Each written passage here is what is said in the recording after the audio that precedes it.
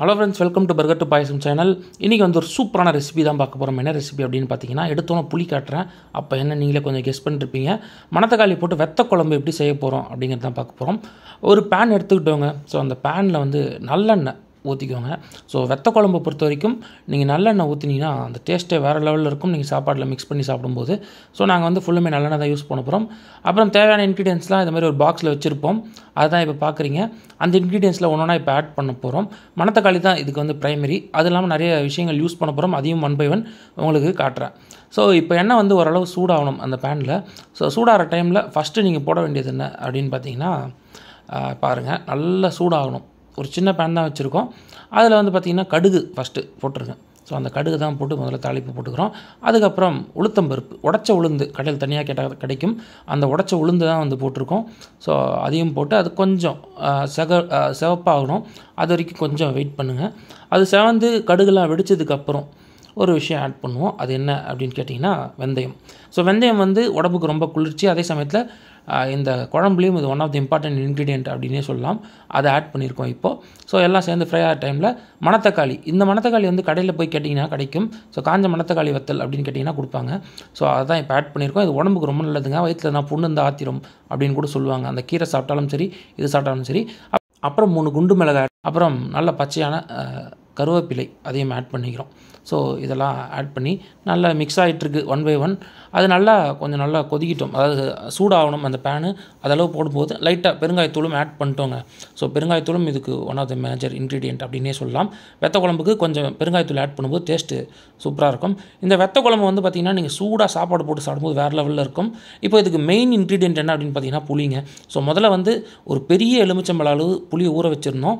So அதை மண்ணெல்லாம் filter பண்ணி இப்போ அந்த புளி தண்ணியை தான் ஊற்றுறோம்.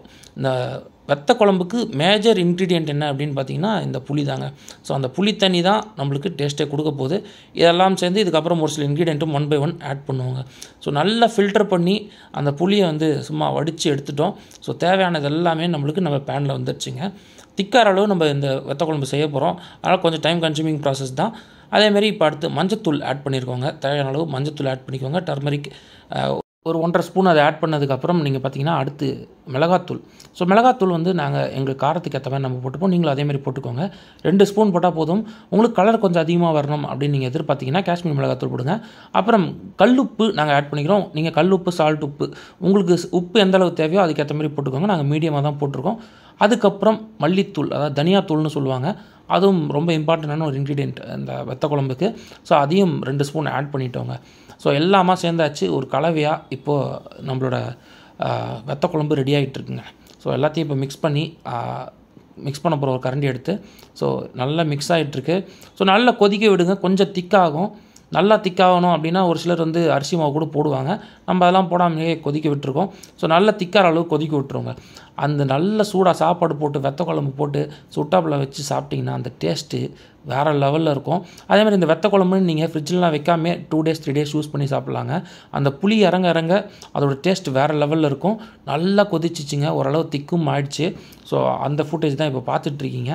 வெத்த குழம்பு 90% ரெடி ஆகிடுச்சு. இன்னும் 10% ப்ராசஸ் தான் இப்போ பார்க்க போகிறீங்க. நல்லா கொதிச்சிச்சிங்க. ஸோ நல்லா பார்த்துக்கோங்க. அந்த மணத்தக்காளி வெத்தெல்லாம் மேலே நிற்கிது, எலாங் வித் அந்த காஞ்ச மிளகா. ஸோ 3 காஞ்ச மிளகா போட்டோம். அதுவும் மேலே சூப்பராக வந்துருக்குது. ஸோ நல்லா கொதிச்சிட்ருக்குங்க. ஸோ ரெடி ஆகிடுச்சு. இப்போ கடைசியில் முடிகிற டைமில் நீங்கள் எடுத்து என்ன பண்ணணும் அப்படின்னு பார்த்தீங்கன்னா, இந்த மாதிரி கொத்தமல்லி போட்டிங்கன்னா சூப்பரான வெத்த குழம்பு ரெடி ஆயிருங்க. கொத்தமல்லி வந்து நல்லா கொதிச்சதுக்கு அப்புறம் போடுங்க. அப்போ தான் நல்லாயிருக்கும். அதாவது ஃபினிஷிங் ப்ராசஸில் வரும்போது கடைசி 2 மினிட்ஸ்க்கு முன்னாடி அந்த கொத்தமல்லியை போட்டு அடுப்பை ஆஃப் பண்ணிடலாங்க. ஸோ அருமையான வெத்த குழம்பு ரெடி ஆகிடுச்சுங்க. நீங்களும் ட்ரை பண்ணிவிட்டு எப்படி இருந்ததுன்னு சொல்லுங்கள்.